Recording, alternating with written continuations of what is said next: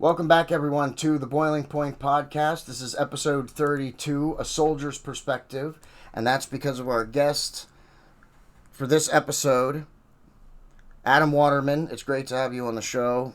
I'm very honored to have you on the show. I appreciate it. And he is a veteran. He was a specialist 63 Bravo all-wheel mechanic with the 632nd Maintenance Company out of Fort Stewart, Georgia.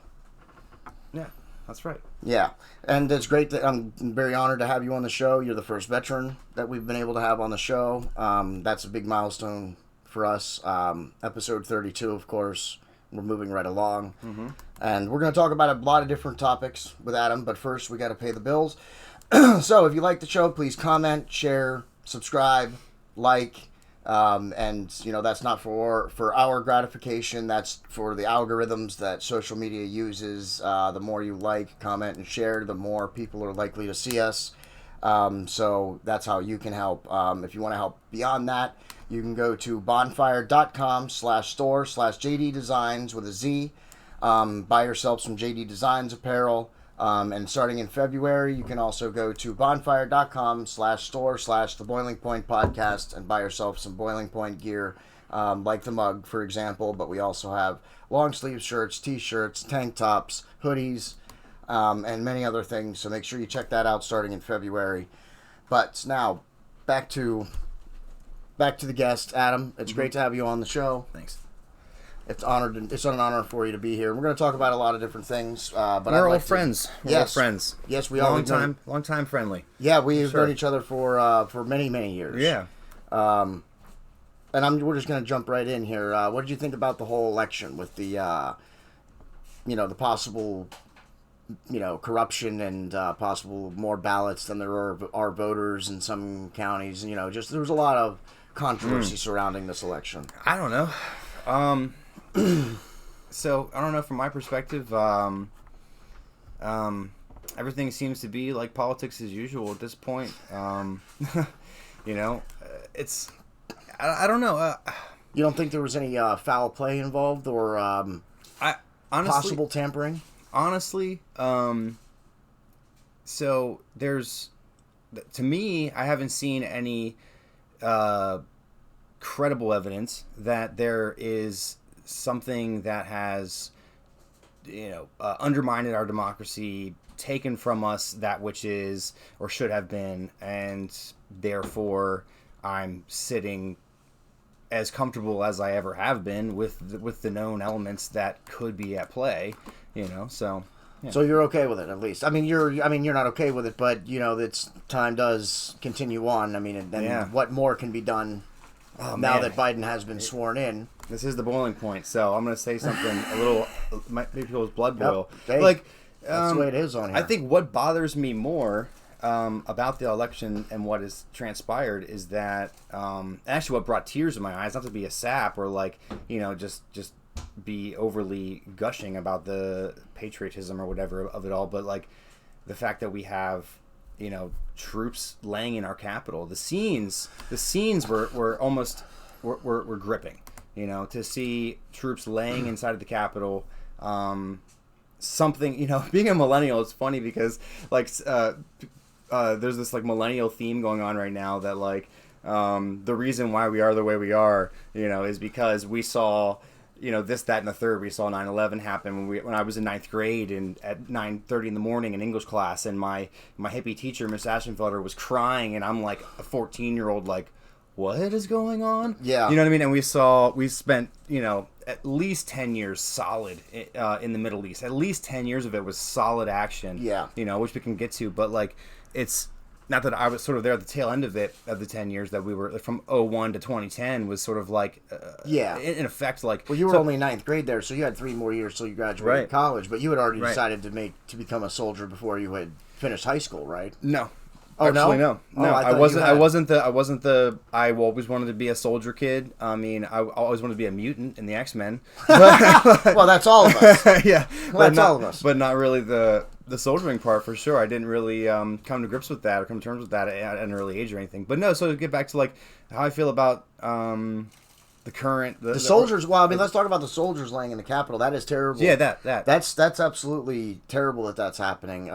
And to be that scared that you had to be bringing in soldiers to be sleeping out on the ground, and you can't even provide them with tents or sleeping bags or appropriate to make them sleep outside. Well, don't feel bad for us. Well, don't feel bad for us, honestly. I mean, it was weird that they were just kind of laying in the Capitol for, I don't know, from January 6th to the 19th or 7th to 6th. I don't know if they spent the night there that night, but like I think maybe 7th or 8th.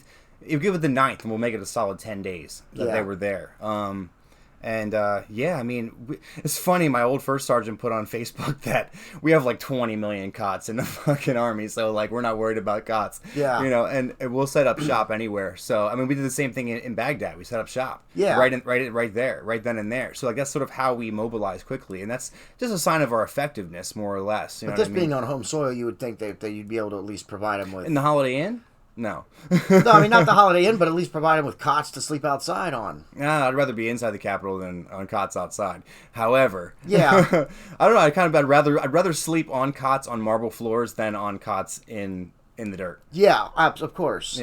I mean, yeah, but if you're gonna force them to sleep outside, at least give them something, because that's at least some of the pictures that I see. They don't force us to anything.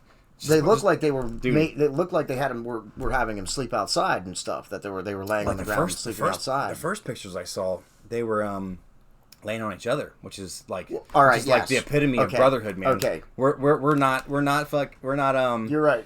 We're not like in earnest. I guess I'm speaking more from you're speaking from the soldier's point of view. Yeah. And that's fantastic, that you guys are, you guys are about each other, supporting each other, even when you got to be in shitty situations, and that's fantastic. Yeah. I guess I'm speaking from more Smell of the politician. Farts and socks. From the politician side, you know what I mean? If I'm a politician inside the Capitol building and I see soldiers are sleeping on top of each other, I'm going to do something about that. Yeah. If I'm a politician, if I've been elected by the people, I'm not going to allow that to happen. Yeah. So we're going to get both sides here. And wouldn't that be nice? Yeah, and I'm the conservative politician, so get ready for some stuff here on the boiling point. Yeah. Yeah. Because not only am I going to be on Adam's side, but I'm going to say some shit that's pretty clear to understand as long as you know how to understand a third grade reading level. So yeah, if it can't be explained to a 5-year-old, yeah, exactly, it's probably not all the way true. Yeah, way, yeah, exactly. Mm-hmm. And there was no reason they couldn't get you guys some better conditions out there. Yeah, not just you, but because I don't know what it was like for when you were overseas. Yeah, the thing. Well, it's funny. It's like as you say that, it's like thanks, but at the same time, it's like ask any one of those guys where they would rather be, and it would just be home or on duty. And like that's really all it comes down to. Yeah, and that's great, but yeah, but I think from the other side, from the civilian or politician side, because especially even more so because of that kind of thinking, because of that, you guys have that kind of dedication to the country and to the service. That when you're sleeping in the Capitol building or you're sleeping outside on top of each other, then within our own territory, within our own borders, yeah, we could provide better than that. That's what I'm saying. Like because the fucking My Pillow guy and Nancy Pelosi should have got together and made that happen. Yeah. I mean, Nancy Pelosi, she champions everything, but when there's soldiers sleeping outside, where is she?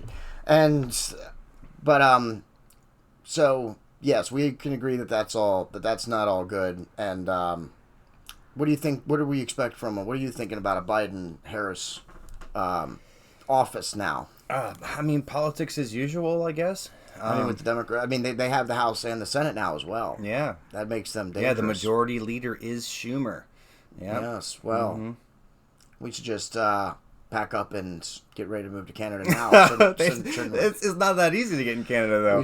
We'll come back in 2 years. Hey, we don't believe in illegal immigration, but we will push the borders to Canada. No, I'm good. I'm good, man. I'm honestly good. That's the patriotic thing to do in a democracy, is to live in an otherwise mess sometimes, I think. Yeah. Yes, and we got 2 years before the midterms, and it could be an interesting 2 years. And that's for sure. Not to interrupt you, but I just had a thought. Like, I think that's sort of like the premise of like both sides of policy and politics is to like, what mess are we going to clean up? Yeah.